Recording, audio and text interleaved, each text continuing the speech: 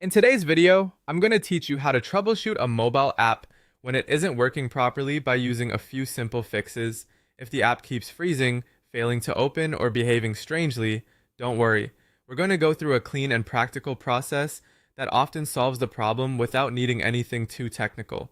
The goal here is to rule out common issues one by one and get the app working again as smoothly as possible.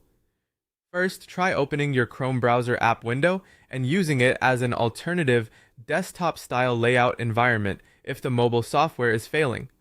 In some cases, the app itself may be having trouble, but the service behind it still works through the browser. Using Chrome can help you access the same platform in a more stable way while you troubleshoot. If available, switch to the desktop version of the site for a fuller layout and better functionality. This can be especially helpful if certain buttons or menus are missing inside the mobile app. Next, go into your device's system settings and clear the mobile app cache storage files.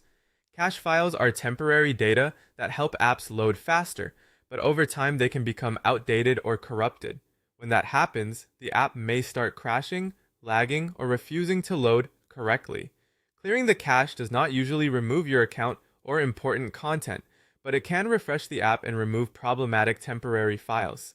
Take your time to locate the app in your settings menu, then find the storage section and clear only the cache first. After that, check your device's app storefront to see if there are any pending updates for the application. Developers regularly release updates to fix bugs, improve compatibility, and patch performance issues. If you're using an older version, that alone could be the reason the app is not functioning properly.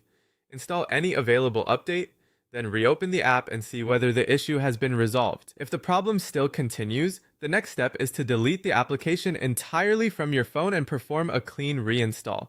This is often one of the most effective fixes because it removes damaged files and replaces them with a fresh installation.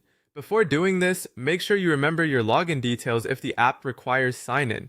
Once the app is removed, download it again from the official App Store and set it up from scratch.